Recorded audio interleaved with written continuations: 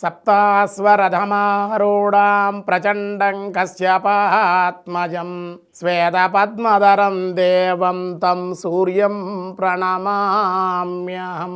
Telugu one భక్తి వన్న ప్రేక్షకులకి మాఘ పౌర్ణమి శుభాకాంక్షలు, శుభ ఆశీస్సులు. 1-2-2026 స్వస్తి శ్రీ చాంద్రమాన విశ్వావసునామ సంవత్సరం ఉత్తరాయణం శశర ఋతువు మాఘమాసం శుక్లపక్ష పౌర్ణమి మాఘ పౌర్ణమి ఆదివారం. మాఘ పౌర్ణమి రోజు తెల్లవారుజామున 4:17 వరకు, పుష్యమి నక్షత్రం రాత్రి 12:48 వరకు, వర్జ్యం ఉదయం 9:27 10:59 వరకు, దుర్ముహూర్తాలు సాయంత్రం 4:21 నుండి సాయంత్రం 5:06 వరకు, సూర్యోదయం 6:36, సూర్యాస్తమయం 5:51, అమృత గడియలు సాయంత్రం 6:39 నుండి 8:12 వరకు, రాహుకాలం సాయంత్రం 4:30 నుండి 6 గంటల వరకు కూడా రాహుకాలం, శుభ సమయం ఉదయం 6 గంటల నుండి 7 గంటల వరకు ఉదయ శుభకాలం, మధ్యాహ్నం 3 గంటల నుండి 3:45 వరకు శుభకాలం, ప్రీతి యోగం ఉదయం 11:01, భద్రగ్రహం సాయంత్రం 5:04, భవ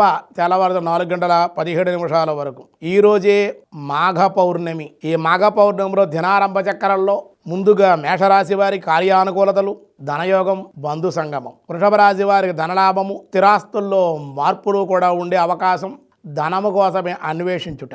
మిథున రాశి వారికి దైవ దర్శనాలు, కుటుంబానందం మరియు ప్రయాణాలు. కర్కాటక రాశి విహారయాత్రలు, విందులు, వినోదాలు అనుకూలం. సింహరాశి వారి చేయి వృత్తి వ్యాపారంలో లాభము, ఉద్యోగము, ప్రమోషన్లు, దైవ కార్యక్రమాల్లో పాల్గొనే అవకాశం. కన్యారాశి వారికి ధనలాభము, ప్రభుత్వ వ్యవహారాల యందు లాభాలు ఉండే అవకాశం. తులారాశి వారికి ఆరోగ్య లాభం, బంధుమిత్రుల కలయిక, వివాహాది ప్రయత్న లాభాలు. వృశ్చిక రాశి వారి శుభకార్య నిర్వహణ నిమిత్తమై ఖర్చులు ఉండే అవకాశాలు ఉన్నాయి. ధనస్సు రాశి వారి శుభకార్యాలు కలిసి వచ్చుట, వాహన లాభాలు. మకర రాశి వారికి అనుకోని ప్రయాణాలు, ధనలాభము, ఆనందాన్ని ఇచ్చే అవకాశం ఉంది. కుంభరాశి వారి వివాహాది శుభకార్య లాభాలు, ధనయోగము. మీనరాశి వారికి శ్రమతో పనులు పూర్తగుట, రుణములు తీరుట లేదా రుణములు మంజూరి అవుట జరిగే అవకాశం ఉంది. ఈ రోజే మాఘ పౌర్ణమి. మనకు వైశాఖ పౌర్ణమి, కార్తీక పౌర్ణమి, మార్గశిర పౌర్ణమి ఎలాగో అలాగే కార్తీక పౌర్ణమి లాంటి శక్తివంతమైన పౌర్ణమి ఏదన్నా ఉందంటే అదే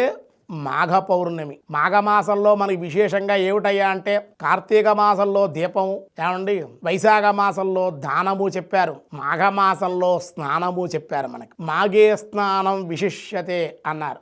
మాఘమాసంలో మాఘ స్నానం చేయడం వల్లే వాళ్ళ దోషాలు పోతాయి, వాళ్ళ కర్మల సైతం కూడా తొలగిపోతాయి. ప్రారబ్ధ సంచిత ఆగామి కర్మల సైతం కూడా ఇటువంటి విశేషమైన దినాల్లో స్నానం చేస్తే కొంత కర్మను కూడా మనం పరిపక్వం చేయ, పాపం హరిస్తే, దోషం తొలగితే మన కర్మ పరిపక్వం అవుతుంది. అంతేకాకుండా మాఘమాసంలో విశేషంగా స్నానం, జపము, దానము, అర్చన విశేషంగా చెప్పారు. మాఘమాస ప్రధానమైన కార్తీక మాసంలో ప్రధానమైన దీపదానం అయితే, దీపం వెలిగించడమే ప్రధానమైతే, మాఘమాసంలో విశేషంగా చేయవలసిన పనుల్లో స్నానం ప్రధానమైనటువంటిది. సూర్యోదయానికి ముందుగా స్నానం చేయాలి, సూర్యోదయానికి ముందు స్నానం చేసేయాలి, సూర్యుడు ఉదయించే సమయాన్ని అర్ఘ్యాన్ని ఇవ్వాలి. అలా ఇస్తే చాలా విశేషం. నమస్కార ప్రియోబానుహు అన్నారు. సముద్ర స్నానాలు చేస్తూ ఉంటారు చాలా మంది. ఆషాఢ మాసంలో ఆషాఢ పౌర్ణానికి, శ్రావణ పౌర్ణానికి, కార్తీక పౌర్ణానికి, మాఘ పౌర్ణానికి, ఇలా వైశాఖ పౌర్ణానికి, ఇలా రకరకాల పౌర్ణాలకి సముద్ర స్నానం అప్పుడే చేయాలి. ఎప్పుడు పడితే అప్పుడు సముద్ర స్నానం చేయకూడదు. అందులో మహామాఘి అన్నారు, విశేషమైనటువంటి పౌర్ణమి మాఘ పౌర్ణమి అంటే. కాబట్టి అటువంటి రామచంద్రుడి యొక్క ఆరాధన, అలాగే సముద్ర స్నానానికి, నదీ స్నానానికి, అసలు మాఘమాసం ఇంట్లోనే స్నానం చేయకూడదు, అందులో పౌర్ణమి రోజు అసలు చేయకూడదు. అందుకే నదులలో స్నానం చేయమన్నారు. లేదా సముద్ర స్నానం చాలా విశేషమైన, నదులన్నీ ఎక్కడ కలుస్తాయి? ఆకాశాత్ పతితంతో యం యదా గచ్చతి సాగరం అన్నారు. కాబట్టి సాగరంలో కలుస్తాయి కదా, సాగరంలో స్నానం చేసి సమస్త దోషాలు, సమస్త పాపాలు కూడా విడువబడతాయి.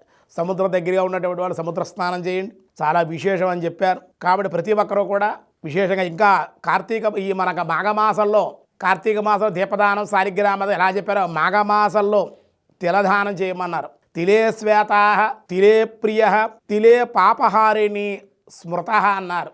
మనకు పద్మపురాణం చెప్పింది. కాబట్టి నువ్వులు దానం చేయమన్నారు, నువ్వులతోటి క్షీరాన్నం చేసుకుని తినమన్నారు, నువ్వులు బెల్లం కలిపి తింటే కనుక ఆరోగ్యం అని చెప్పారు. కాబట్టి నివేదన చేయమన్నారు, అది ప్రసాదంగా మనం భుజించితే కనుక వాళ్ళకి ఆరోగ్య లాభం అన్నారు. కాబట్టి తెలలు ఈ మాఘమాసాలు తిలదానం చేయడం వల్ల విశేషం. తెలల దానం అంటే చాలామంది చెడుగానో భయంకరంగానో భావిస్తారు. అలా భావించవలదు. తెలలు చాలా మాఘమాసంలో తెలదానం చాలా విశేషమైనటువంటిది. తెల పాయసం కూడా మాఘ పౌర్ణాన్ని దానం చేసిన, తెల పాయసాన్ని భుజించినా కూడా చాలా విశేషం అని చెప్పారు. అందుకే దీన్ని మహామాఘి అన్నారన్నమాట. కాబట్టి మాఘే స్నానం మాఘస్నానం విశిష్యతే, విశేషమైనటువంటి మాఘమాసంలో స్నానమే, అది చేసి తీరండి అని చెప్పి మనకు చెప్పబడింది. అందరూ కూడా ఆచరించి తరించండి.